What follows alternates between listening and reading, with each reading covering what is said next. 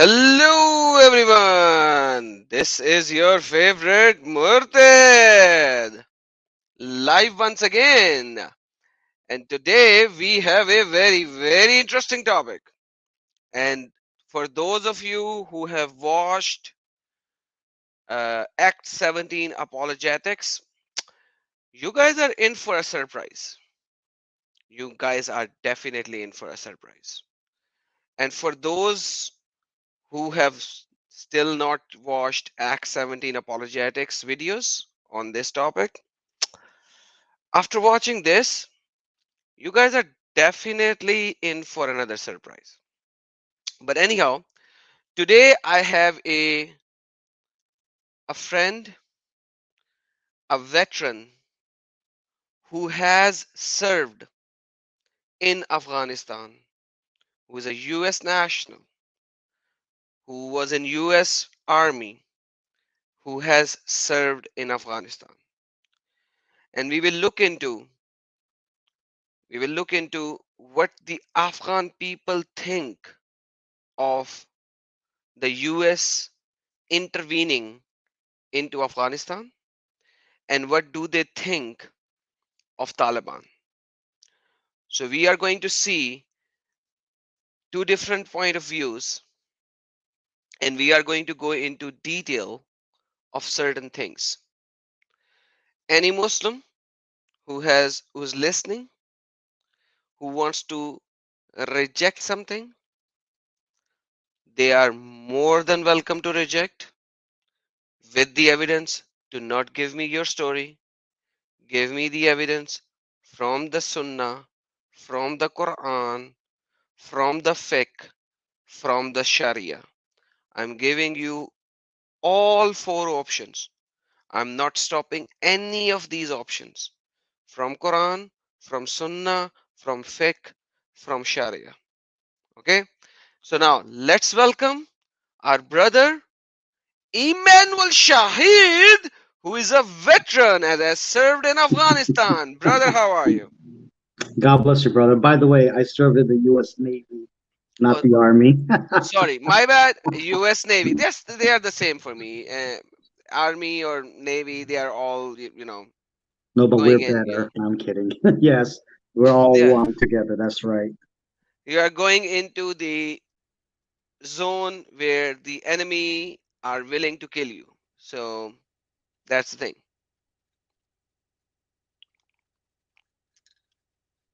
Are you there with me, brother? Say that again.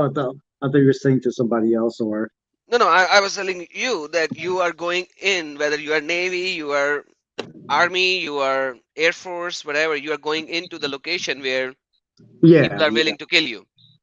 yeah. Pretty much And anyone. Me personally, I didn't trust a lot of the people out there.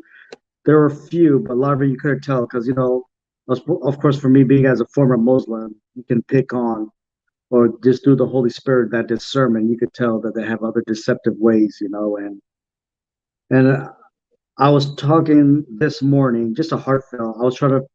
I didn't know if maybe a lot of the veterans heard my message. Usually in my veterans group, we don't try to maybe try to talk about a lot of the politics or stuff like that. But I just thought just to give them an awareness because this is shocking for everybody, especially for just like that. All of a sudden, for 20 years, the out of nowhere, like where did the Taliban came from? Just out of nowhere. Um, with the politics aside, even for many of us, as soldiers or sailors, depending of your rank structure, there's even a lot of things that we might not know everything, but the higher ups will know about it. And is a reason why they keep it like that. So just not too much news gets spread out. They just have to be secured.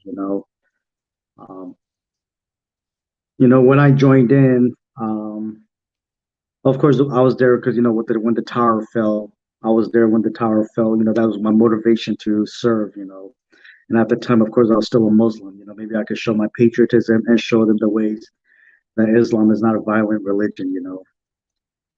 But as I dived in more, I knew everything that what I was taught is not what it says to be. And and even with what I was everything that I seen, it was still troubling for me, and that's why I think it's so important that even many, if the Muslims are watching, when your instinct hits you, when you see those words from the violent side, you see there's a lot of issues and problems, and there's a reason why we see the Islamic world it is today because of all based in the Quran that they need to follow. And I knew that, like in the back of my head, I said, I know they gotta do some taqiyya. I don't know how that's gonna work out. Some days as the years went by with the war, especially with politics and everything, it's like they try to sugarcoat everything for us to do our job. To take out the Taliban and stuff. They expected us to go with the rules of engagement until they shoot you first. But it's a whole different warfare now, bro.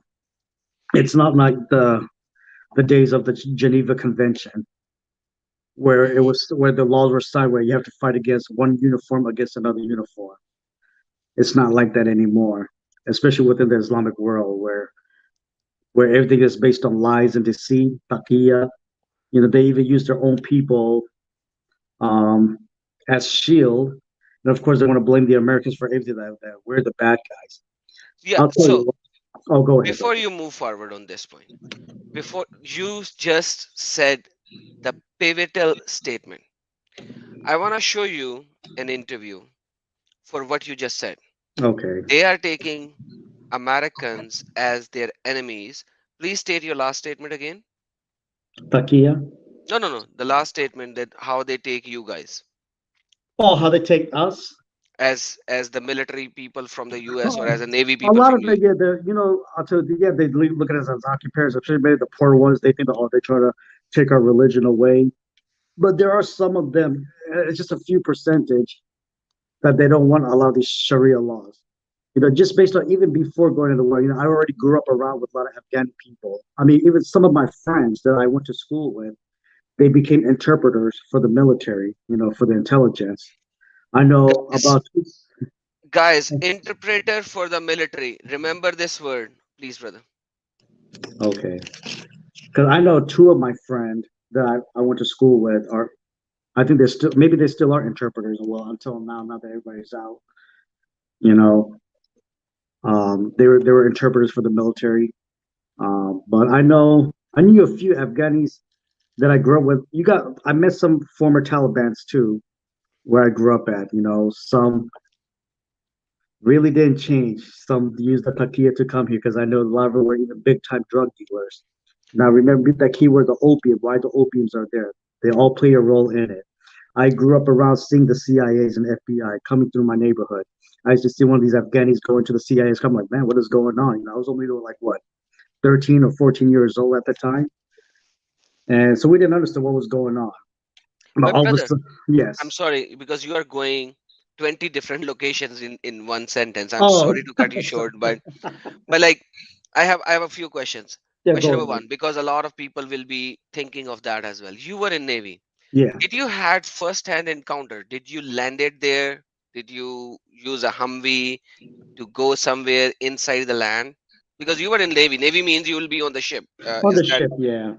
Now, at the time, they needed more people for volunteers. I went there as a special assignment so I could help out with our Army brothers. We all have our different jobs, what we needed to do. But our job was as a provincial reconstruction team. We were focused in Farah, Afghanistan, um, where we try to help the community out there. Um, if they needed, any water, just like to help the community, help them to get on their feet. A so? lot, a You lot of our did leaders, went in there. You had the first-hand yeah. experience. Wow, wow, wow. So, so you, wow, okay. So, what were your feeling over there? That most of the people were with you or against you? For the most part, it's hard to tell. It was like half and half. Just seemed like a lot of them were happy we were there. Some of them look like the local, especially a lot of the children. You see a lot of the girls too, especially they're happy about it. That they felt that level of protection. That's something they will not get from the Taliban. I mean, think about it. The Hmm. new generation of young girls that grew up. Think about it, we were there for 20 years. These people Hmm. that when I was there, they're a child. They're probably an adult now. Could you imagine the fear that they're going through right now? I mean, it was a lot hard to. There's lots that we couldn't trust also, too, especially with some of the attacks we used to get in the base. Because you got people that we could bring access to. They have to have special badges where they feel like they're trustworthy, where they have access coming in. But you see all these mortar attacks. People just wonder like where all this is coming from. And I'm pretty sure people are they see what goes on. That they use deceit, but a lot of them don't have no idea what the ideology teaches. All they think about is just the Taliban's. We need to get the Taliban's. But Interesting. many of the Interesting. soldiers I used to talk to, I said, there's more to it. Just know everything what they do is based on their ideology. So there's no such thing as a moderate Muslim with them. Either you're gonna do it or not. That's why it's such a hard warfare now. They're using their own people as shield. They've done that a lot too, and that they want to blame the Americans for like we're at fault. We had our moments too. Maybe we did some mistakes. The stress of war could put a stress on a lot of things on everybody. Hard to trust any of these people that we're training with. I know some of these soldiers, some were lazy. Some of these people that we trained, they even used it and ambushed some of our soldiers. Those were in the news. And where do you think they get that from? We know what the Quran says. Don't be friends with the Christian and Jews unless you use it for your own benefit. And that's what they're doing. And then when the media keeps saying, that's why I was so angry. I'm looking at it like I saw this coming. You know why all these Talibans are out there? Because they were already there. A lot of them were already undercover, and that yet our government want to be so blind, especially many of the far left, that we got to be treating good shoes. We don't want to hurt the civilians. War is not fun as always. Sometimes you got to take the enemy out. I'm always been all for the whatever it takes to take them all out. You know. Brother, let me show you a video now, and I'm gonna play the first part of it. Guys, I will going to play a lot of this video, but see, and I'm gonna use the Ibn Fuban. Why I am going to use Ibn Fuban? Because he's in the West and he's proclaiming some very nice Muslim. So look at what he says and look at what Taliban says, and then make your own judgment. So let me just play this first section. Well, what's interesting to me is a lot of Orientalists. You know what Orientalist is? And it's not a racist word here. An Orientalist is a kafir who studies Islam to try to cause issues. And some of the, mashallah, ai have taken them as shuyukh now, interestingly. Wait, what? When you He's actually bashing Yasir Qadi. Listen, you'll enjoy. Wait. study with a sheikh, with a alim, with a zahid, with a person of knowledge, it increases your yaqeen. What does it bring?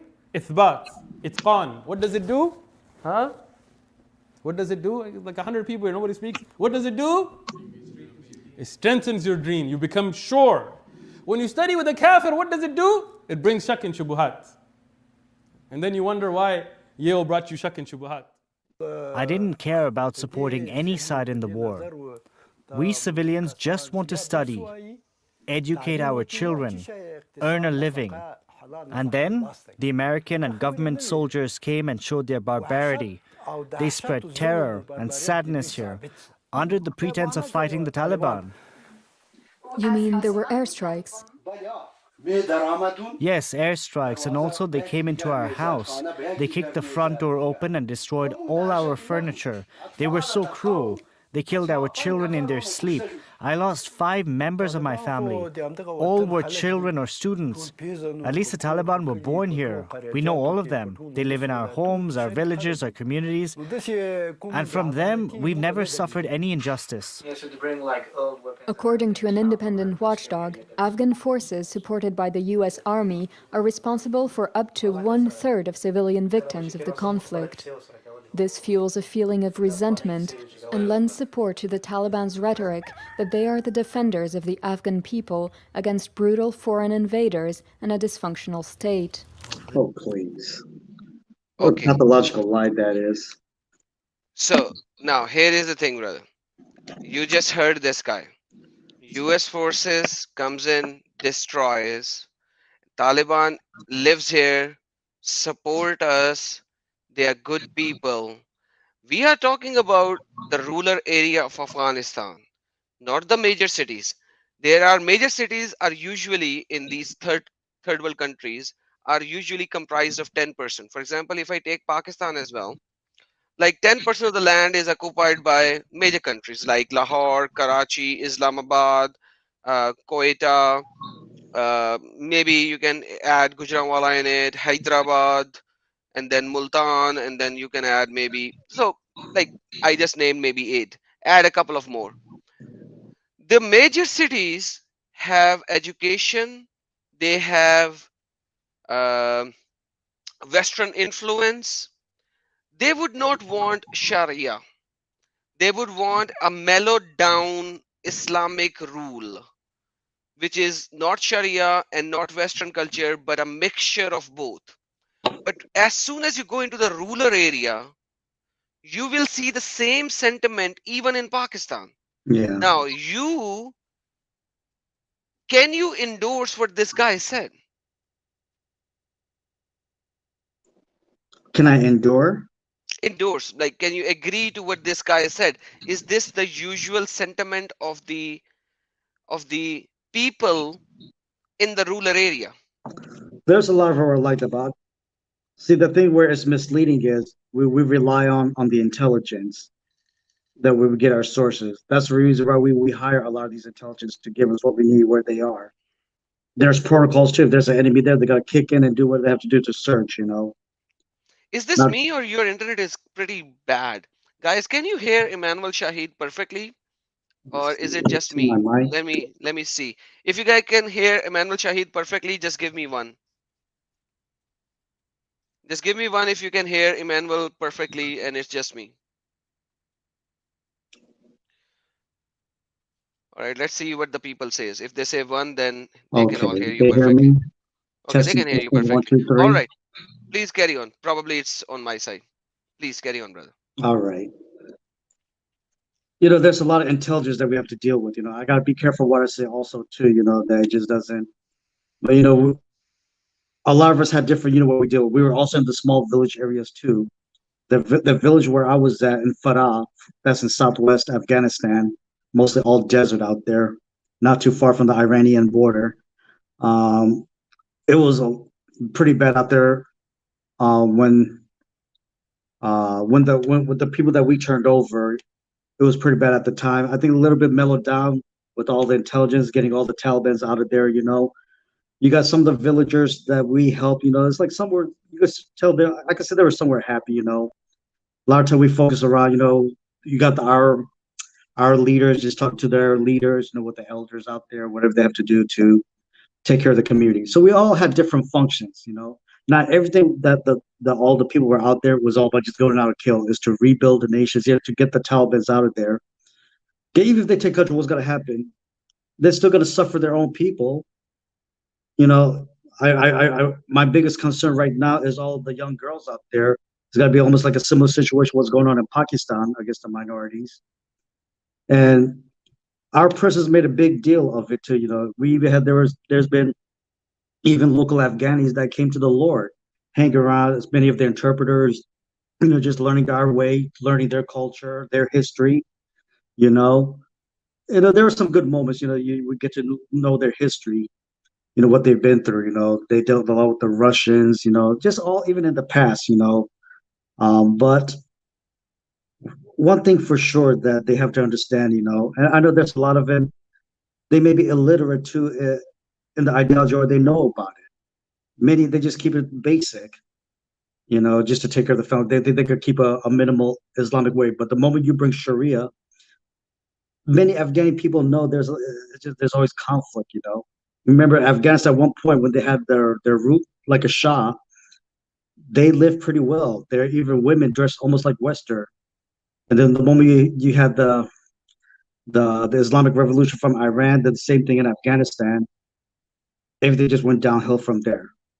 And that's where people are picking up the pattern to the point even the Afghans were trying to leave. My God, to the point they're clinging onto the aircraft just to get away from them because they know what the real Sharia is. And it's sad many of the West, maybe like myself, naive, thinking that maybe it'll be good. But the more I've dived in, I said, oh heck no, I do not want to live under that type of way. I mean, just by my experience when they sent me to Bangladesh when I was a kid, that's a lot enough what I need to know. And yet Bangladesh is not even a Sharia-based law country yet, but still, you got a lot of these fundamentals out there that you got these ignorant people out there, how they look towards non-Muslims. But with Afghanistan, you call it Taliban, Al Qaeda, they just want everything under Islam. And these people know what they want to control their women, to be an authority. They just want everything to be Islamicized. Their whole goal, just Islamicize as far as they can. Afghanistan just became the battleground for all terrorists to come through because there's just all open borders. They have no government, which even angers me more. All of a sudden, the president right away, these people that we train, trust me, it's flaring up against a lot of American people, our politicians, because of political correctness. Now, that you mentioned political correctness, but does the local people, let me play something more. Hold Okay, go ahead. Hold on. Let's But what's see. interesting to Let's me see. is a And showed their Let me go to that particular point. Sorry guys, I missed it because I went out of the stream to fix my issue. Now check this out guys. This is another guy who's talking. The Taliban have ruled that expired food was forbidden. If they find expired food in my shop, they give me a fine. I think it's better to live in Taliban territory. In government-controlled areas, you can't travel after nightfall or stay open late. It's too dangerous. Here, my shop is open till 8 p.m., and I'm not the least bit worried. As for women, they can come into my shop even if they're not accompanied by a man. They just have to wear a burqa, and the Taliban won't stop them.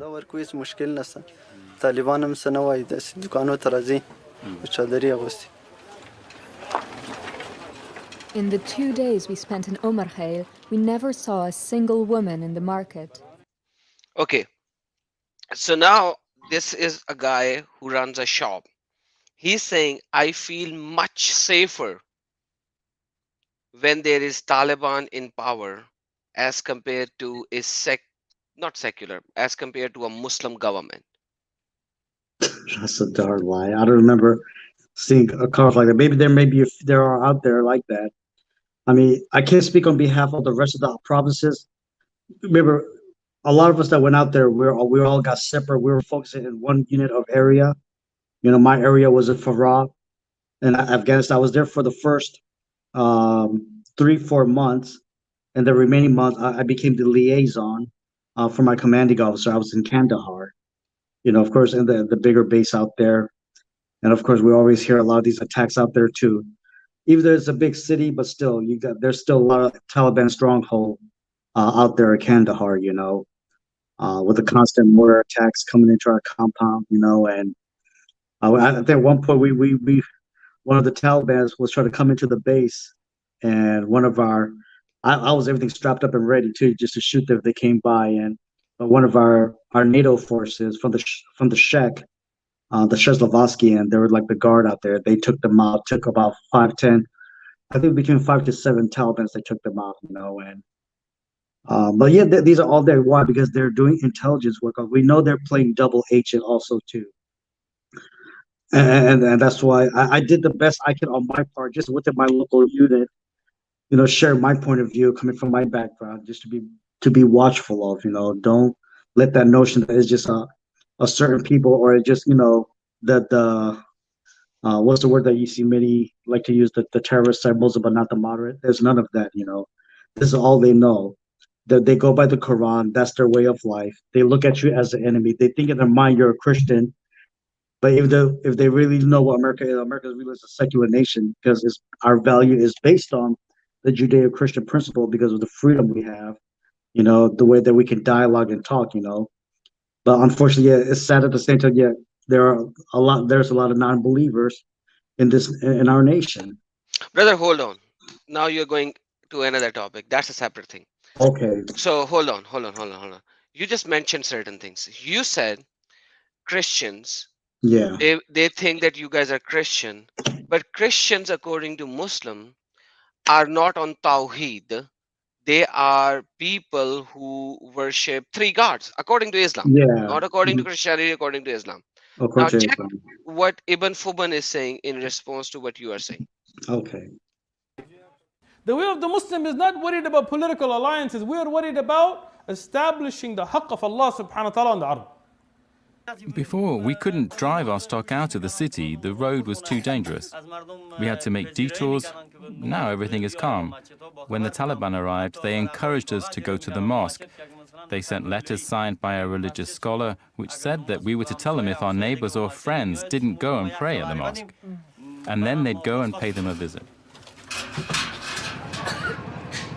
Do you see what pay them a visit means if you don't go for prayer? Oh, they'll I get hope you. You try to make it sound like it's calm. Yeah, they'll no. When they're gone, oh yeah, you didn't pray. I'm coming after you. so. Now pay them a visit, number one. Number two, he said that the roads are very secure No, it's not. and we can go in the night and all that. So just a little bit more. Let me play a little bit more. From food legislation to the frequency of prayers, the Taliban are involved in all aspects of daily lives. Okay, so Taliban is involved in all aspect of daily life, and I will show you further what kind of daily lives they are involved in. But the very basic thing is prayer. So if you do not go to the mosque for prayer, and the woman can supposedly come out and visit a shop, but have to have a burqa, which means full veil, which means you can't even show your face, Yeah. and then you are safe. Yet the person who was filming all that, they saw no woman on the street, yet they are admiring Talibans. It sounded like, based on his body language, it's almost like sounded like out of fear, you know. Because that's not the way how we saw things. A lot of them were even so. You see, there was a lot of them were happy about, it's the local businesses, um, with our presence, they're able to thrive a little bit. I mean, we even have people coming into our base. They just sell things, sell items, sell like some of their cultural goods inside the compound, um, and they see a bigger difference from there. Now, are there out there? I'm pretty sure they're out there. They're still sentimental to it, because it always goes back to the values of Islam. Though they see little things that has certain protection, but yet at the same time, just the way that it was taught by what Allah says, that they still have to be the enemies. You still have to be there to defend your Muslim brothers, and that's what we always had such a conflict always. Even the guys that we trained, me personally, I thought it was a waste of money for a lot of it because I knew a lot of them were not gonna we're not gonna live up to it. Look how easily they just gave up like that. Either they just ran off or they just went back to their party with the Taliban, which I believe is what they did. I think the very same people that you see all of a sudden just got the number just grew. These are the same people I believe that we trained. They used it against us. They used the taqiyya, and now I'm still kind of angry about how we left a lot of our stuff out there. I'm not even sure if any of them can even know even how to use some of these equipment. I will But going that's to a talk different about the story. equipment later. I was going to talk about the equipment later, but I will give you the time to talk about all that. But for the time being, now imagine you just heard this guy, and you just heard the prayer cause, and you just heard the burqa cause, which is actually what the Quran says in Surah An-Nisa, that the female have to cover themselves, and the tafsir actually says they have to cover themselves fully. Hmm. And Ibn Abbas actually removed one of his eye to see, and the rest of the portion, even the head and everything, was covered. And I've shown these tafsir in everything in my previous videos. You guys can go and watch.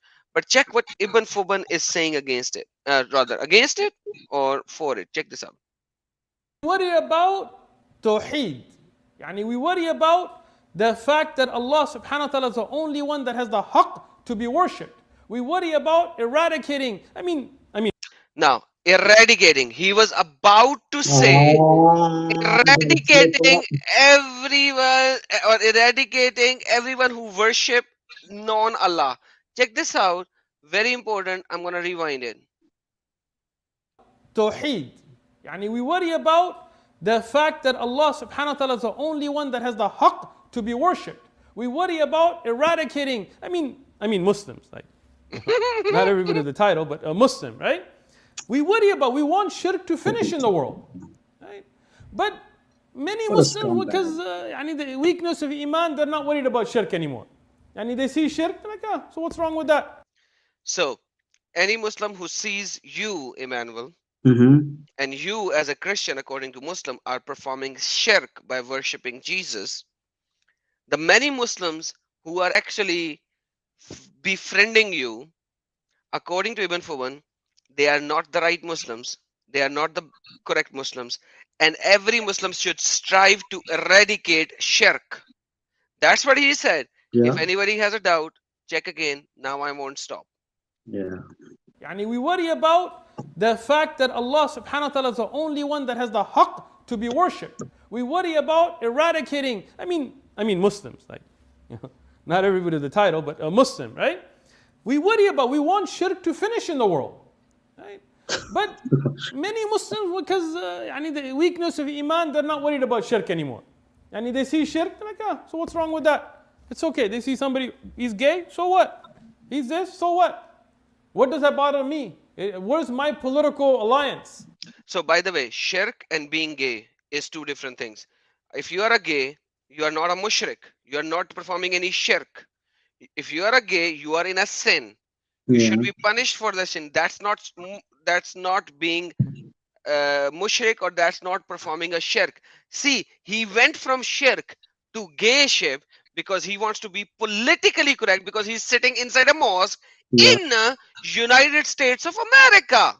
That's So right. he had to change his tone and his verdict suddenly, and that's why I wrote the title. Like when the truth come out of his mouth, he just tried to flip it.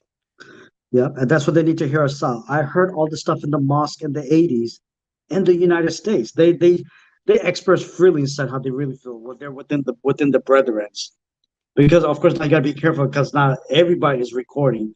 Anybody can catch this message, but I think that's a good way for the FBI to see that. And I think they know they're watching. They know they're starting to get it now, seeing these little code words they say. Thankfully I'm hoping the all the agencies here outside the story, and I'm sure they do. They're watching right now. Everything that we talk about. Exactly. And check this out now. This is what he said. The way of the And look Muslim what is not Taliban worried about says. political alliances. We're worried about establishing the haqq of Allah subhanahu Establishing the haqq of Allah subhanahu wa ta'ala. Now check what the Taliban are wa saying. ta'ala on the ard. The Sharia, the Islamic law, applies to all, from the layman to the most powerful leader. That's how we administer justice. As far as the Taliban emirate reaches, the lives and belongings of people are safe. We are at war. But in the village, you'll see that we've implemented many projects. We have schools, agricultural programs, cool storage for the fruits and vegetables. And when we won't have any reason to fight anymore, the war will end, and we will develop this country in every domain.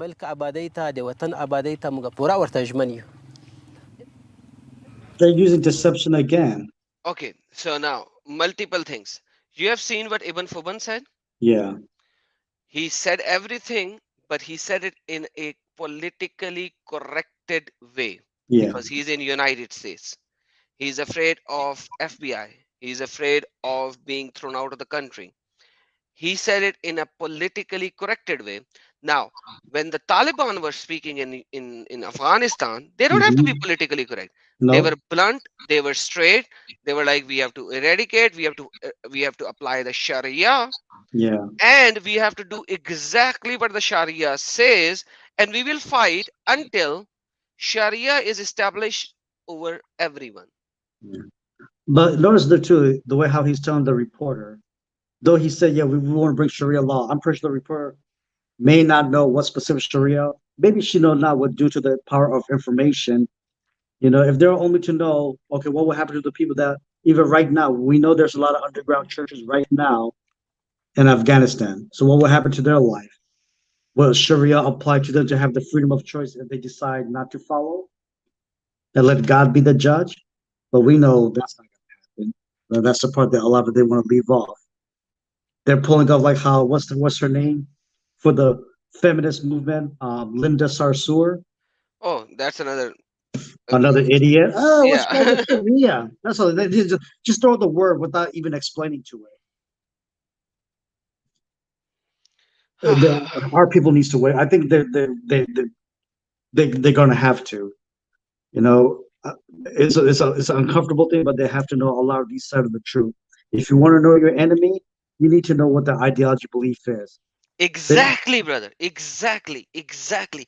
That's why what you are doing and what I am doing and what Steve Mashney is doing and many other Yeah, are doing is very important because we are not politically correct. That is why we do not get a lot of benefits from these areas where we are publishing our videos. yeah, But at the same time, that is not our aim. Our aim is not to gain money out of this. Our no, aim is to give the education to our people who does not have this kind of education yes, so that they would know what is coming and they would be aware of it. The real intelligence is what we are providing, and that's what you have seen that even these Ibn Foban type people, Ibn Foban type imams, Ibn Foban type master's degree holders in the hadith sciences, they say things out, but they try to hide them and make it a rapper, sweet rapper. But when yeah, they will be in power, they will be like these Taliban who will proclaim it full stop without any distinction. exactly. And brother, I just want to say, as much it's hard time right now. I know I've done reports even right now. I'm praying some of our young girls are okay. Believe me, that's my biggest fear. Some of our missionaries are out there; they're trapped still out there. But even through the midst of the storm, it does bring me good news. It brings joy to know that right now Afghanistan ranks number 2 right now of a lot of them coming to the truth. Our presence did make a big difference. That's what I want the people to know. And their mindset, all the media is portraying, they were a bunch of guys and guns and military just going out and shooting people. The military comprises of all kinds of things. People have different missions, what they're doing. My side of the missions was for the community to help people to do what they can for their community, for their city, for their local village. I enjoyed the time seeing the little children out there, having a good time, giving them little candies. And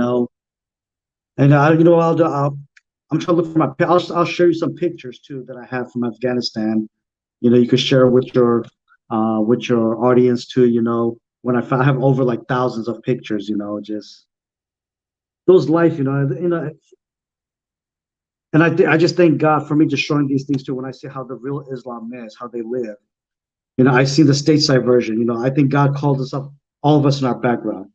I believe I'm representing more for the Muslims in the West, people that are born and raised in the West. Yeah, we know what it's like. We know that nobody's bothering us, but it doesn't change the fact of what the ideology represents. If you see the way how our family was towards us, well, there's always been a lot of problems, issues with some of the women in our family, what they've gone through, certain abuse, to the point you can't even talk about things or hanging on certain things. That should question you about the type of freedom that you're having right now, or they try to suppress you while you're living in the West. But they're also fearful too, because the stuff that we bring, the questions we ask, it bother a lot of the imams because that's Yeah, all they know. that's another problem. That's another problem. That takes us back to the first part of this video that I played, where Ibn Fuban is saying that you have to learn Islam not from Yale University, or anywhere else. You have to learn it from the Zahid, from the Alim, so that he will actually make your deen more stronger for you, and deceive you and not tell you the exact truth. But if you go to the university, they will actually destroy your deen because they will tell you the reality. In other words, that's what he said, right? But That's at right. the same time, when we look at the implementation of that deen, now check this out. Check the next part out. Check the next part. The way of the Muslim is not worried about political alliances. We are worried about establishing the haqq of Allah subhanahu wa ta'ala on the ard. Sound a little scratchy for a moment.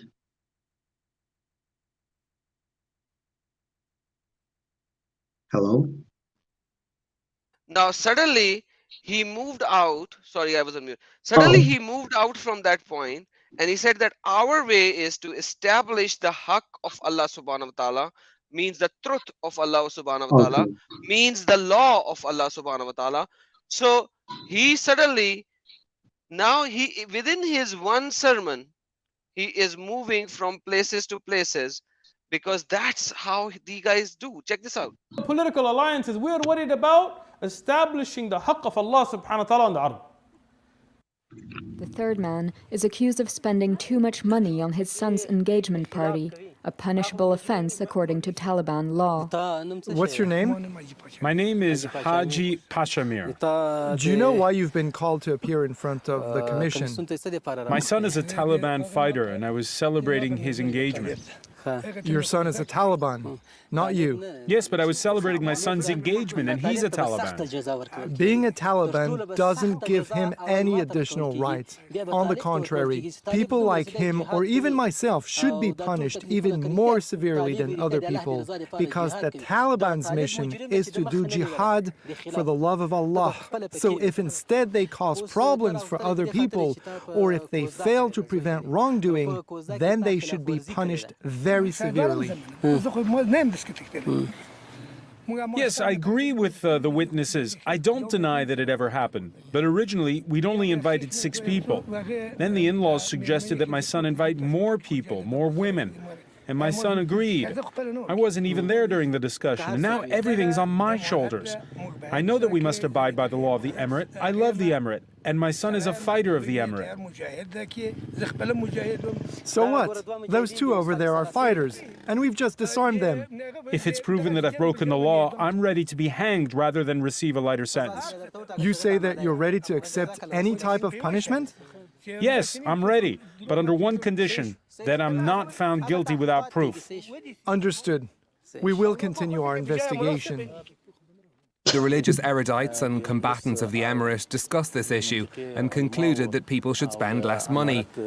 Because in Islam, according to Sharia, extravagance is a sin, and acts that go against Islam must be avoided.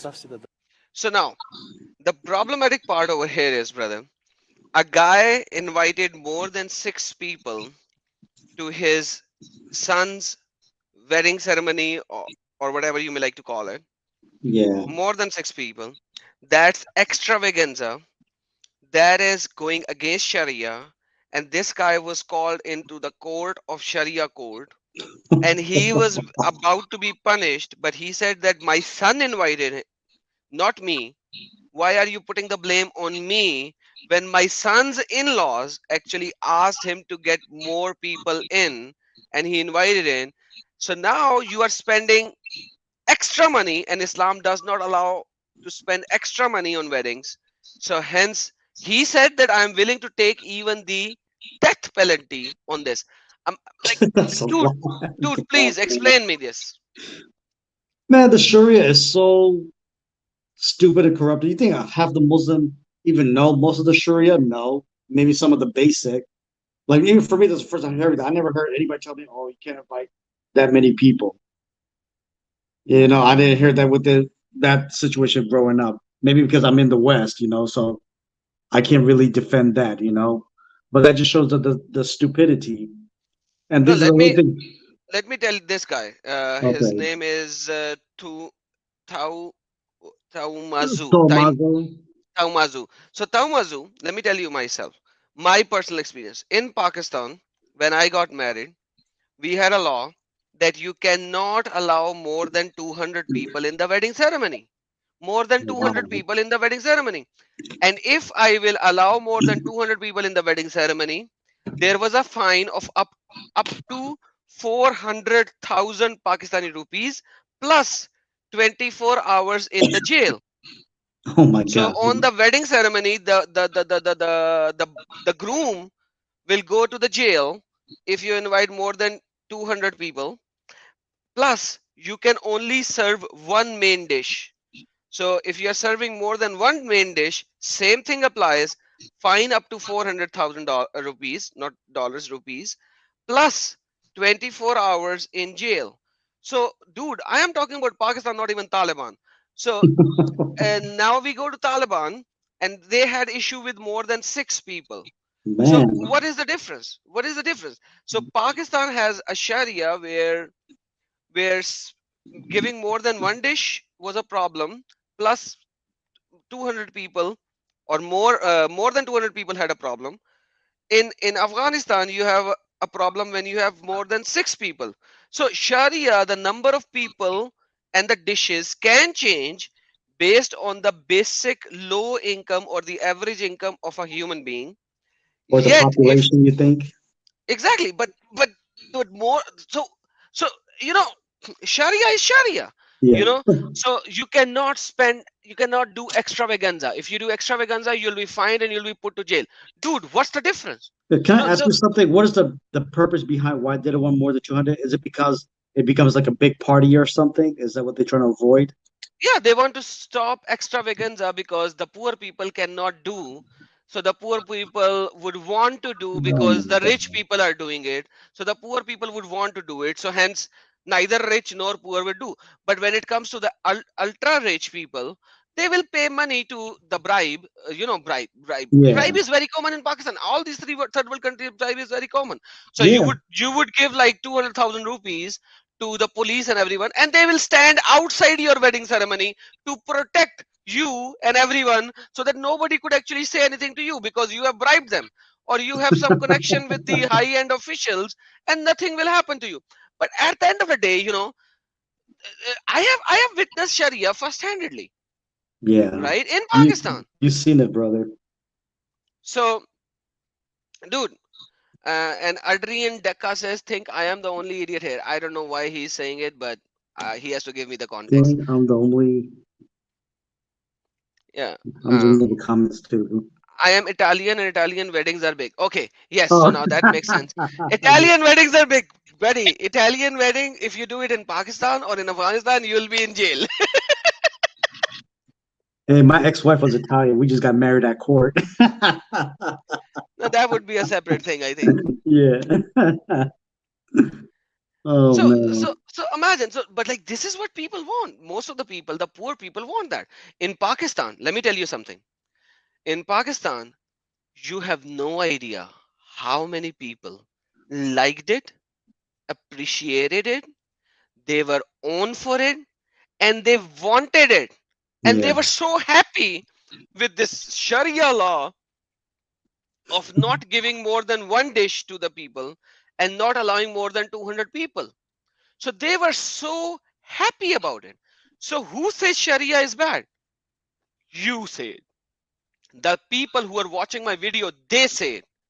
The people who are living in these Islamic countries, if they are not from the major countries, the metropolitan cities, if they are Mm-hmm. not from the metropolitan cities, they like it.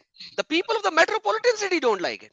The people who are rich, the people who are educated, the people Yeah, who that's why. have the western knowledge and western influence, they don't like it. But the majority, so what is the majority? Do you think the majority lives in the metropolitan? Yes, in fact they do.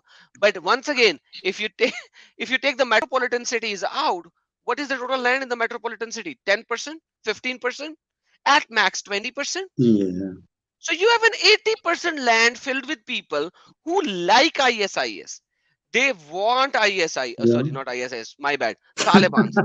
Yeah. Sorry, guys. They want Taliban's. They want Sharia in Pakistan. They want Sharia in Pakistan. They want Sharia in Afghanistan. They want Sharia to be ruled. Why is America sending innocent soul to go over there and protect only 20%. I'm giving you the max. Yeah, you're right. 20% of the people and letting their own people killed in saving them. And that's the issue. That's the part they're naive at. You think you're gonna bring democracy to a Muslim country? I said, good luck with that. The ideology is so strong to the point the fear of God is written in the Quran that you trying to doubt, you take any side of them, that's you. You ain't going into heaven, or you'll get punished by that. So they understand all that. I knew that, even for a guy like me living in the West. Like it wasn't a one day thing for me to become a Christian. It took time for me. The different challenges, spiritual battle that I have to go through, and that's what the people of Afghanistan and any other Muslim country are dealing with. Speaking of, you're saying about most of the village people. I think about Muhammad, because Muhammad was a villager too. These Bedouin people, and that's why we have a bunch of village people somehow overpowered and just took over the government back then and currently right now. And You are same so way right. with Iran also too. But thank God, I think people are now waking up to it. Thank God people are leaving out of there. We still got a long ways to go, but the more they expose themselves, they're just hurting themselves. Let me add another point for your discussion, because Mhm. you have lived in Afghanistan as a US Navy personnel, first-handedly seen all that, so you can correlate. Check this out. One of the great kings and conquerors of the Muslims, much later on, you have Ahmed Shah Abdali and you have Mahmud al Ghaznavi and these people who conquered India. And when they conquered India, they took a lot of gold and statues and things, and every time they were offered to sell them. Yani the Hindus would say, sell them to us. Yeah, sure. And Alhamdulillah, they didn't. They broke them, but they didn't sell them. Because they said, we don't want to be remembered in history as the sellers of idols. We want to be remembered as those that broke the idols. So now here is the thing. They were made of gold. Okay. So they broke them, took the gold out, but they did not sell them. Yeah. Well, they robbed them. Come on, who's the kidding, man? India as a whole went through a lot, man. That's what it's just a center of conflict, just if they what they've been through, under the Mughal rule, the Persian rule, under the banner of Islam. I mean, my God, I'm pretty sure maybe my ancestry were all Hindu, but they all got dhimmied, by the Muslims, you know. So Yeah, check this out now what the Taliban are doing. Today, just like yesterday, all Taliban decisions must be in harmony with Islamic law. Whether it be stoning to death, decapitation, or mutilation of the hand, these are strong principles of Islam. strong They're principles. strong Let's take principles. away the freedom. So decapitation, mutilation of hands, or stoning to death, they should all be followed. Watch again, watch again. I want everyone to understand what Ibn Fuban is saying versus what Taliban are saying. Today, just like yesterday, all Taliban decisions must be in harmony with Islamic law. Whether it be stoning to death, decapitation, or mutilation of the hand, these are strong principles of Islam.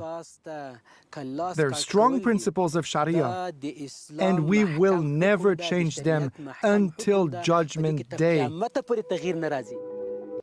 Smiling about it too. Yeah, I want to decapitate them. So, Like, no conscience in them, little dirtbags. I'm the district governor. Look at me with my Punjabi. so they will never change them. Sure, just My voice bomb is them. oh, okay, it's good. Okay, so they will never change them no matter what, because it's written in the Islamic fiqh books. It's written in the Sunnah. It's written in the Sunnah that Muhammad did that. His first-hand followers did that. Why would they change it? Why would they change?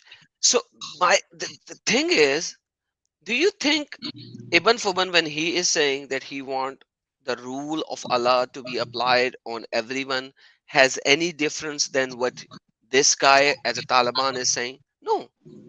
Ibn Fuban is just saying it in a nicer way, wrapped Yeah, with sugar, because he is in between the people who are non-Muslims. yeah, This guy is saying in Afghanistan. So do you see the similarities? But yeah. you have He's to doing the see, Fahiyah version. He's doing the one what Muhammad said when you're in the minority. Just act like you're all buddy buddies. But once you have the upper hand, then you hear the side of the Taliban. They're the one with the upper hand. Then you see the true colors come out. exactly. Mhm. Well, So I like the comparison you did, and I hope our agencies are watching this so they get a good I hope feeling so. of it. I hope so. I hope so. Check this out now. Now check this out. Check what he says. If your niyyah is for your qawm, for your people, and you're sincere, you're not worried about filling your own pockets, then Allah will give you that, but then you have nothing in the akhirah. But if your niyyah is for Allah, Allah will bring you the wealth. Allah will bring you the honor. Allah will bring you the glory. But Allah will save the best, the reward for the akhirah as well. Yeah, sure. So those that Check. do it for money, you will see. I mean, somebody will go and put a lot of money in, and governments will give you money and you will take that money, but you will never find success. This year, we were able to export our fruits to Pakistan, but usually we sell them in Kabul. The Taliban don't cause any problems. On the contrary, they even help out with my business. Here in the Taliban Emirate, you can travel by night or day. You can carry money without any worries. The danger lies mostly on the road to Pakistan. The Taliban belong to this countryside. They know how to cultivate the land. Each year, the Taliban collect 10% of the crops, a practice called oshar. It's an Islamic tax imposed on farmers, which the insurgents use to fund their activities. It's a religious duty. I give between 27,000 and 30,000 Afghanis per year for Osher. It depends on the crops. If business is good, I pay more. If it's bad, I pay less. 30,000 Afghanis, that's 300 euros, a large sum in a country where half of the population lives under the poverty line. So Allah will give reward if you are doing it for Allah. How does Allah give reward? Allah asked the Muslimin to get the money from as an ushar money from the people who are doing this, raising the fruits and vegetables, number one. Number two, Yeah. if you are in Darul Harab, you will get jizya. And if you are you're getting jizya, and if you're not getting jizya, you can get it from the people who are harvesting. And that is why you are paying 10%, So even if you, I was gonna say it's pretty much praying tithing, right? The Islamic tithing. no, but the tithing is different. So tithing is on your will. Would you like to give it, or you don't like to give it? When you talk about ushar, you have to give it. There's a difference. Now, number one. Number two, you have to give it whether you can fill your stomach or not. So let's assume you have earned enough that you can eat food once a day. Mm-hmm. Still, you have to give it, irrespective whether you can whether you can eat 3 times a day or not. You have to give it. It is not about zakat. Zakat is Zakat, a that's what I was looking zakat for. is a particular fund that is 2.5% on the savings that you have done in the whole year. So it's not zakat, it's ushar. Ushar money is you have to give, number one. Number two, you it's not related to whether you have enough money to survive or not. You just have to do it. Zakat is on saving. See, that's a basic difference. So you see the early Roman taxes, it's something Mm-hmm. like that. Oh, so it's kind of like their version of the federal tax or But like the provincial federal tax. tax is different. Once again, if in US, if you are in US, I don't know the different states having different, but I let's assume the poverty line is 30,000 US dollar per year. Assume I'm just giving an arbitrary example. Yeah. So if you are at the poverty level, means you earn $30,000 a year, you don't pay tax a bit. Yeah. And then above 30,000, you'll pay the lowest bracket for anything that is above 30,000. Yeah. But then again, when you talk about Usher, you have to give 10% whether you are below the poverty line or Wow, above that's the messed poverty up. line, right? So now that's how the Talibans are. Hey, we are giving you safe passage, give us 10%. Yeah, And that is why, that's pretty much mafia money. That's how the mafia does it. thank you. I don't have to say anything more. So now look back to what you were saying earlier, that you could see some people following you and you could see some people not following the Americans. And we have seen a lot of people in this video that I've shown, they don't follow American. They hate Americans. They hate them that they invaded the US. Sorry, they invaded their country, Afghanistan. And this is how they are being proclaimed as well, right? Yeah, a lot of them does have that feeling, especially when we're there for so long. Even for us, though, I'll tell you what, though, even we question a lot of things. Some of it is just out of our pay grade, you know. Only the higher ups, the elitist, know what's going on.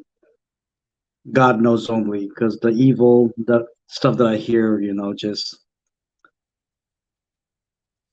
that, you know, pretty much war is a business, pretty much almost. It's almost like, okay, you leave out there, what they want to do, they want to reset it all over. Taliban's are back on it. Give it about a couple of years. You're gonna hear a lot of the locals, especially the women, going through the suffering. I'm like, who are these reporters talking? Is that BBC? I think at the bottom right it said it was a French news.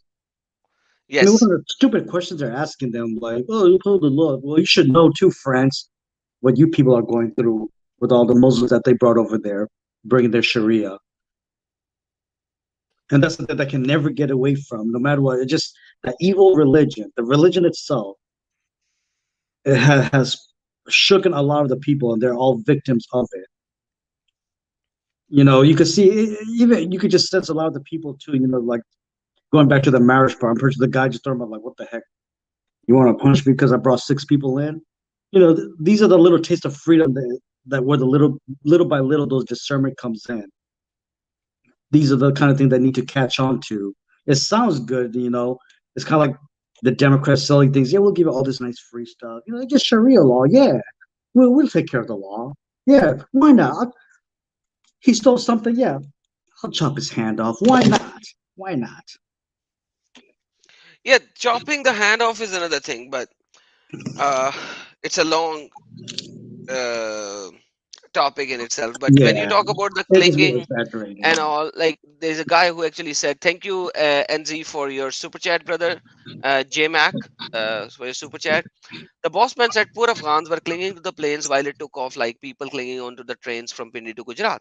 Now, Yeah, boss man, the problem that I have been describing earlier, that there are 20% people who are living in the mainlands, who are living in the cities. They don't want Sharia. But when we talk about the 80% who are not living in the main cities, according to them, the people who are living in the main cities are not Muslims. They hate them. They despise them. They want Sharia. They want the implementation of the Islamic law. Even to this extent that I'm going to show you now. Check this out. And he was a brave man, an intelligent man, and he saw that these people from Habasha had conquered their land and had violated their women, they had raped and plundered and taken yeah, their wealth and sure. enslaved their men. And he had a ghira, and he had this sense that this is wrong. And this is the people of ghira, and people. You know, ghaira. Ghaira means ghairat. Ghairat means that when somebody do something with your female, a bad Um, touch, a bad eye, and you get frustrated and furious to hit him. oh, you That's mean ghaira. fondling? Like someone that's fondling them? Whoever fondles or does something, so you get raged out of it. So that's ghaira. Okay. And he had a ghira, and he had this sense that this is wrong. And this is the people of ghira, and people, that don't have ghira, then they don't care who rules over them. They just want to make their money. They just want to submit and be safe and be safe, quote unquote, and they don't care. But the people of ghira, they don't allow it. And amongst the Muslims as well, when we see the kafir enter the lands, the people of ghira, they will not stand for it. And they will continue to strive and struggle until they're free. So if you have ghaira, you will do it until they are free, and you will strive and you will apply Islamic law. What is the Islamic law? Let's see how Taliban applied it.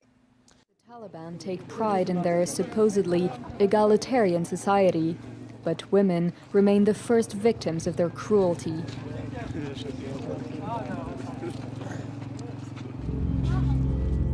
Shortly before we arrived in the countryside of Herat, where we filmed part of this report, a young woman was publicly flogged by a Taliban judge.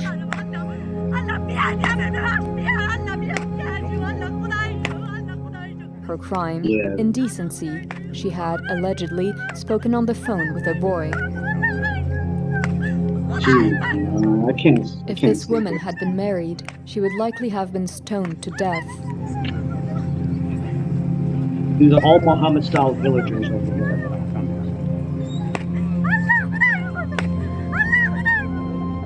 In Omar Khail, the district governor would have convicted her in the same way.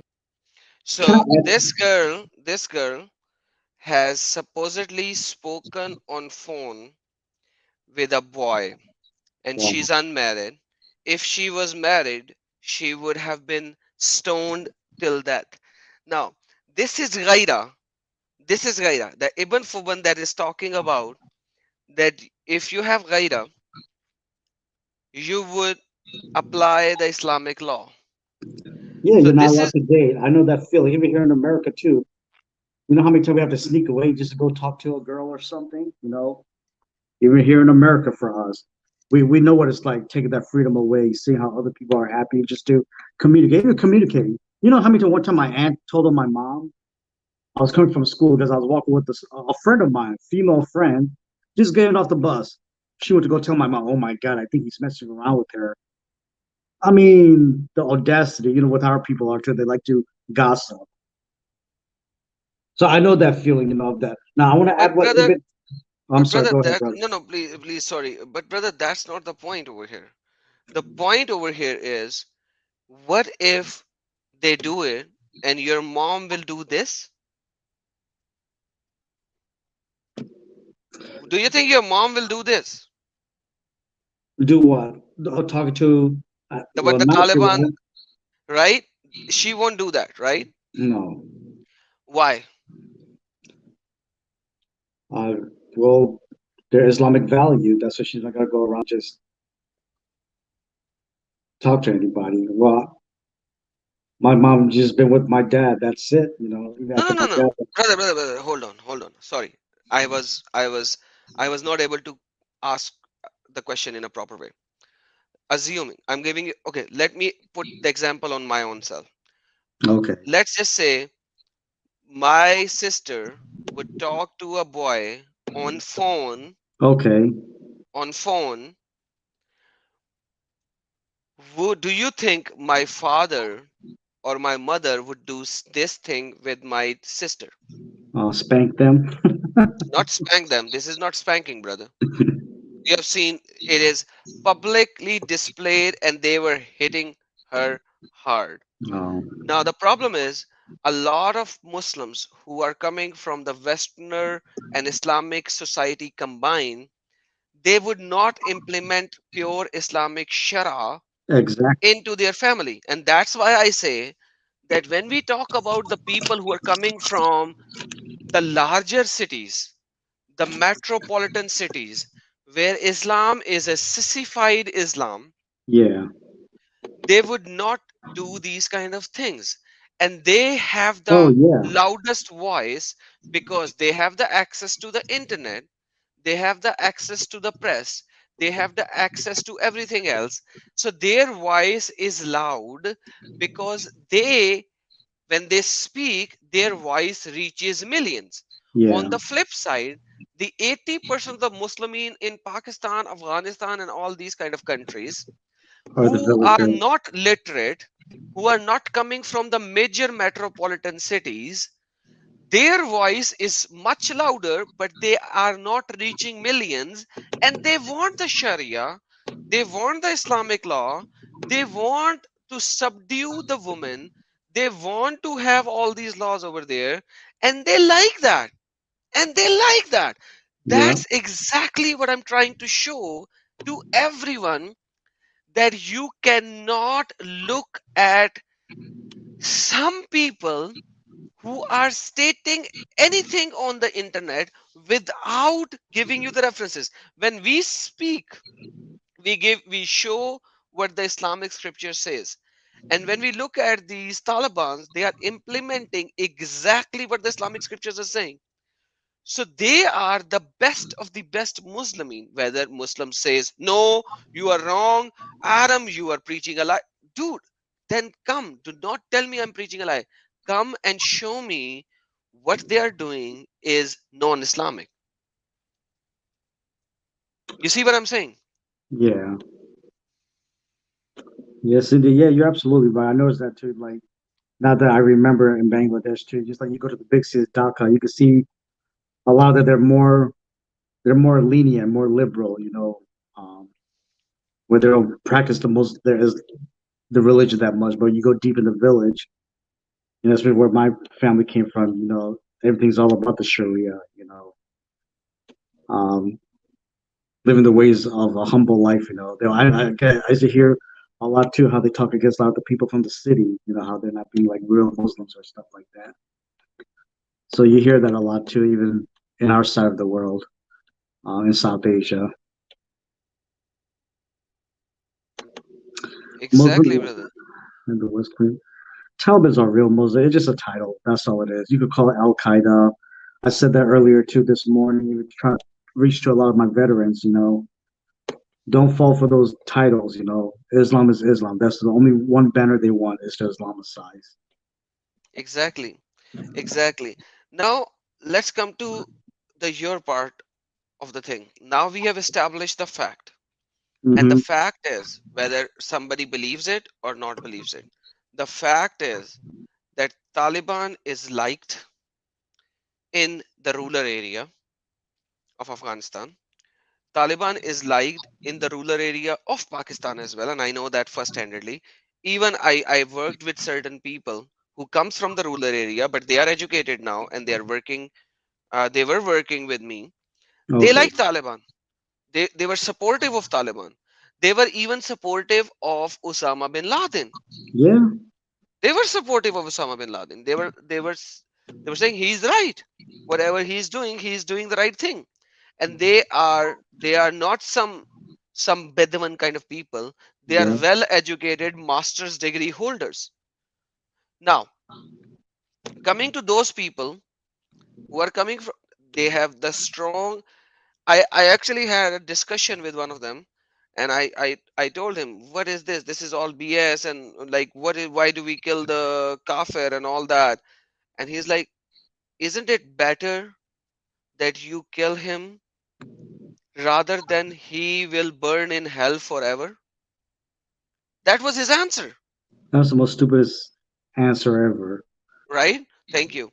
So you agree with me, and that's what I thought as well. So you But said you rather kill him than to let them burn in hell forever? yeah, because if you kill him, you kill him. Maybe he will recite Shahada before dying. Islam by force, man.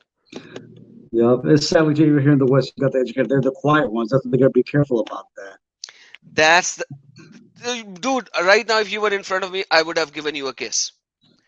The the people who are well educated as well, living among you, living right next door to you, you do not know what their belief is. Yeah, That's what I'm saying. yeah. Let me tell Because you.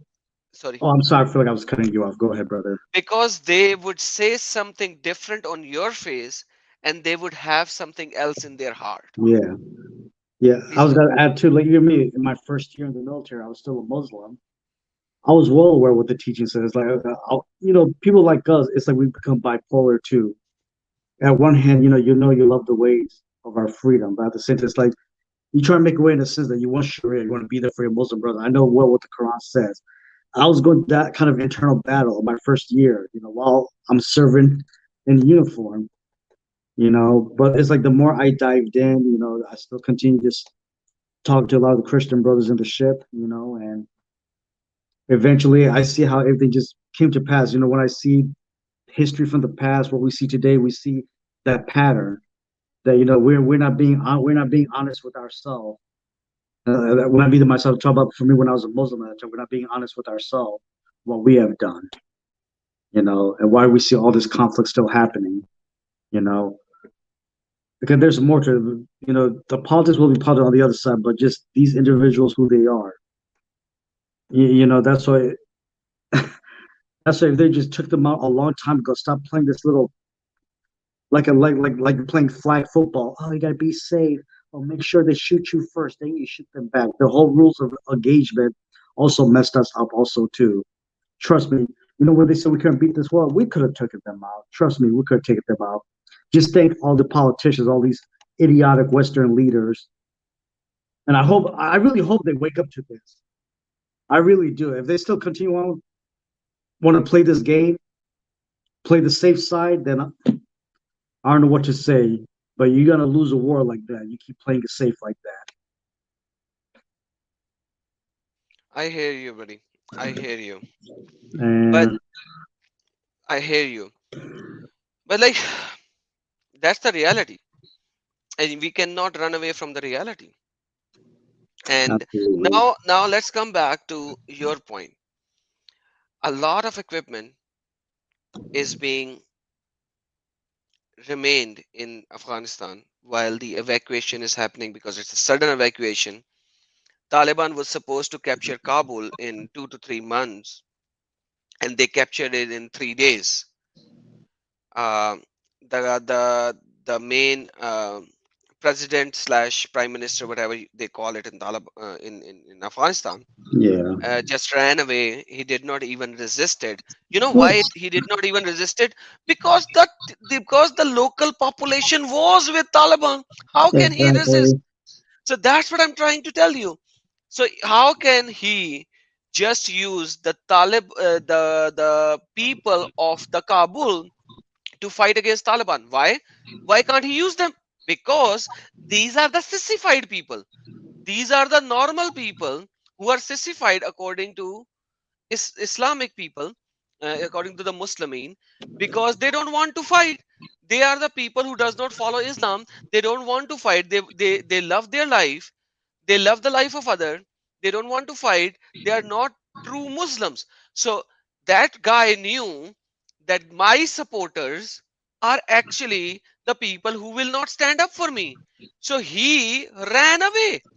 He ran away. He knew that if he would fight, out of these, let's say 100,000 people, not even 100 might not stand. Or okay, let's say Yeah. out of these 100,000 people, maybe 100 will stand. Okay, 150, 200, 1,000 will stand. But what the Taliban is bringing, they are bringing with them 10,000 people from the villages. So how can they stand? So he gave away Kabul to them. And this will be happening and will happen in every major city. Taliban will not have any resistance. Why? Because they are native. They are bringing the native people of the villages with them to fight. And these native people of the villages, they want to fight and die for Islam. And they want the Houris. But the people who are living in the major cities, Yeah. they are the ones who does not want to fight, who does not have the true Islam in their heart. They are westernized people. They love life. They don't want to kill. They don't want to kill or be killed. They want to live the life. So how can they stand? How can the people who love life can stand against the people who does not love life? It's a big mess, man. So 3 months. So what the US was thinking, that we will have 3 months because Taliban will not invade Kabul because Kabul has a big population of the people, and Taliban will be scared to come to Kabul because of the people. But they did not consider the fact that the people in the Kabul, they are half westernized. They don't want to fight. Yeah, they've been alongside with us. That's why, they enjoy our moments, inside the compound and everything. So, And Ibn Fuban was very clear on that part, that the people, the Muslims who are just sissified Muslims. I showed you the whole video. yeah, indeed, brother. Gosh, I forgot, I lost train of thought what I was gonna say. I'm just so tired right now, and I'm sorry, brother. um, But but like, what do you think about now before you leave? I know you have to go as well, and I will close soon. What do you think will happen with this equipment? This will go into the hands of Taliban. So what will happen? I don't know. I don't think half the people can even use some of these equipments. They won't even know how to use it. But what I'm worried about, if China gets involved, China, that you got what, Turkey want to get involved, whatever the type of equivalent. I'm hoping they didn't leave anything sensitive or anything like that, so that way they don't use our technology or learn something from it. And I hope they won't do something. I'm pretty sure they won't. I know a lot of these vehicles, just but yeah. It's frustrating. Even for many Americans, all the money that's been spent. I don't know what the heck was buying. Honestly, maybe there's something that's out of my league. Whatever these elitists are thinking. And but it's to me just a big slap in the face. For a lot of our men that we lost. And to the families, that lost their sons or daughter. You know, trying to help the people where they want to do the right thing. Of course, I know it was be impossible thinking they got to bring democracy to everybody until they get to the root cause. My only fun thing is at this moment now the leaders. I hope they listen to more ex-Muslims. For me as a veteran served, being out there, I already know what their mindset was. I saw this thing coming. The moment I saw how all the Taliban store, I'm like idiots, man. These people we trained, they used Takia on us. I'm pretty sure the same people that went back is now using against us. I was reading some posts to some of my old buddies that we all served with. Some of them are still serving. They understand the emotion. It's emotional on all of us, man. It's just, I but can they don't understand. They think, they're being sentimental of the people that they came across. But they have to see the reality. You have to understand who you're coming against. Do not let the emotion um misjudge you of what the true intent is. That's why now more than ever, I sent a video. I don't know if they saw my video. I sent one to another group just for all our veterans. Just look at these verses in the Quran. Even if you're not a religious person, at this moment they are a different beast that you need to pay attention to if you want to continue living our way of life that we are.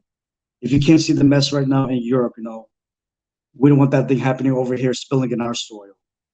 But thank God for us with our Second Amendment.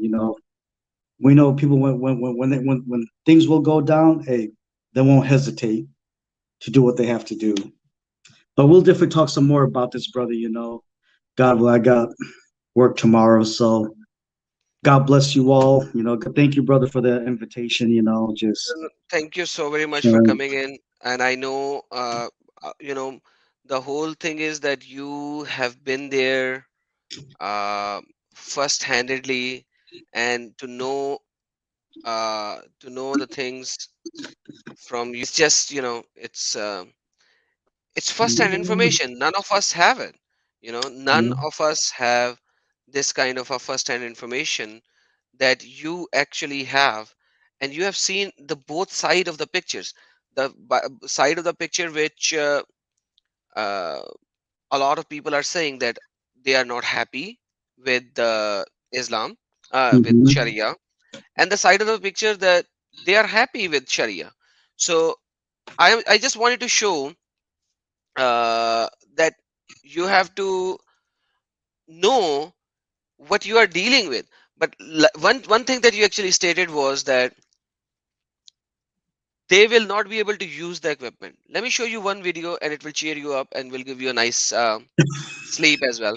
So, Guys, when it comes to using the equipment, let's see how Taliban is using some of the equipment which has nothing to do with military, but they just found it. They just found it in the compounds of Kabul. Look how they are using it.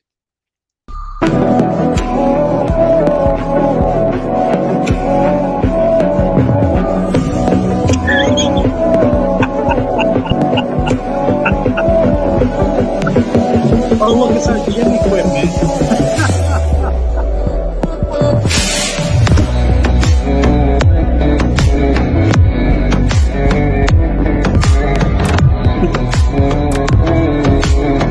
Oh my God. We're getting strong now. Yes. So if they Allahu Akbar. Allahu Akbar. Allahu Akbar.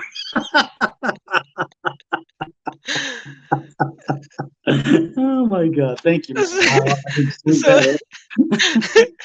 so I was like that the whole topic was pretty intense and tough, and I thought like let me just put some something in the end. They use their workout as a tablis. Inshallah. Inshallah. Give me one inshallah. Two inshallah. I hope you liked it because like the whole situation is that when I looked at this video from TikTok and I was like, man, what? How are they using this equipment? Like they were just like, and the one that who was doing pull-ups, it was Oh yeah. crazy. It was just Okay, hey, moving it that's all Islam. over. That's Islam for you right there. You want the wonderful teaching of Islam and their lifestyle. There you go. Well, I love you, brother. Thank you so much. Thanks for being here, brother. God bless you. Amen. God bless you to all the viewers. Thank you all. God bless you. And I'll see you all soon. Take Take care, care, brother. brother. God Bye bless you. bye. Bye bye. All right, guys. So yeah, that was the whole purpose of this video, to show you the other side of the picture, which a lot of our Western media is not showing. They are not showing the picture where everyone is saying ISIS is back. Everyone is reject. Oh, sorry, not ISIS. Taliban is back. They are basically the same, but yet they have certain distinctive differences because of the madhab that they believe in. They believe in, they are both Islamic, but the madhab means the caste. You guys call it caste. Islamically, the madhab. They believe in a different madahib, different school of thought. They comes from different school of thought. So there are slight differences, very slight. Someday I'm going to discuss it, but that's a separate thing. But anyhow, Taliban. Taliban is back and people are afraid and people are running away, and you would see people jumping on the plane and they want to just run away. They don't want the Sharia. And yes, I agree. But at the same time, what is the percentage of these people? What is the percentage of these people who wants to run away? The media is capturing the people who wants to run away from that. They are not capturing the people who wants to have Sharia. And even if you look at it from the Western scholars that I have shown you, one of the guy, Ibn Fuban, and I can actually use any guy. I can use any guy's video. If a guy is giving a lecture in a university or in a masjid, in a mosque, about Islamic law and Islamic fundamentals or the Seerah of Muhammad, no matter what he says, you will see these snippets in it. You would see snippets of these things in it because they cannot deny it, because that's what the basic Islamic preaching is. The whole thing is that it will be wrappered, it will be sugar coated, versus what Taliban is saying is without sugar coating. That is the only difference. But they are actually saying the same thing. They want the Sharia, they want the Islamic law, the scholars want it, but they might want a very mellowed down version of Sharia. Now, Imagine once you have the mellowed down version of Sharia, you can notch it up every 10 years or every 5 years or every 2 years, depending on which kind of people you are living in. And once you have the majority, this will come in. And that's what I'm trying to show. If you understood it, that's good. If you did not understand it, I can't do much about it. But any Muslim who would like to reject what I showed today, they are more than welcome to come up and prove me otherwise with the Islamic scripture.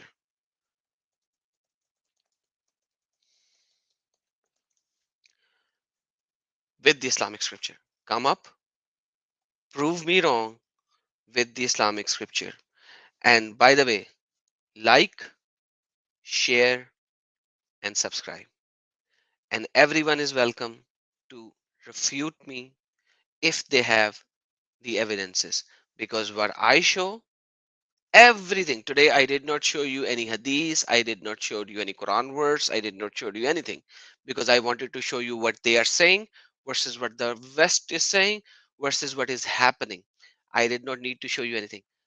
But if you want to come up and say Taliban are wrong, they are not Islamic, okay, perfect. Come up, prove me wrong, because I have done multiple streams on this very topic of spread of Islam, of how the Islam spread and what the teaching of Islam is. You are more than welcome to come up and refute me. Uh, Cliff, Adam, you see that apostate prophet is thinking of starting a fundraiser to send all these westernized Muslim to Afghanistan. Oh my God, that is good. Send them, send them there. But apostate prophet will not be able to send them, so he'll enjoy the fundraiser. Anyhow, uh, they'll just bring the abrogated ayahs. That's why I say Quran, Hadith, and Sunnah, and Fiqh and Sharia. So if you combine all of them, they cannot give me the abrogated verses. So that's why I don't say do not go to the tafsir. I say go to the tafsir. Give me the interpretation of your early scholars, what they are saying. Anyhow, guys, I think that would be it. And if you guys like the video, share it, like it, hit the like button as well. If you have not subscribed it, subscribe to my channel and share it to everyone.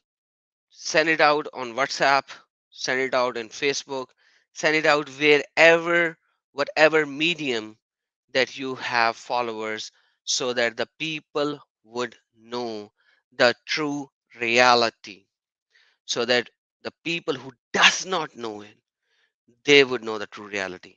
Emmanuel Shahid is an ex-Muslim who found love in Christ and is following our Lord Jesus Christ. He has witnessed these things first-handedly. You have heard it from his own mouth.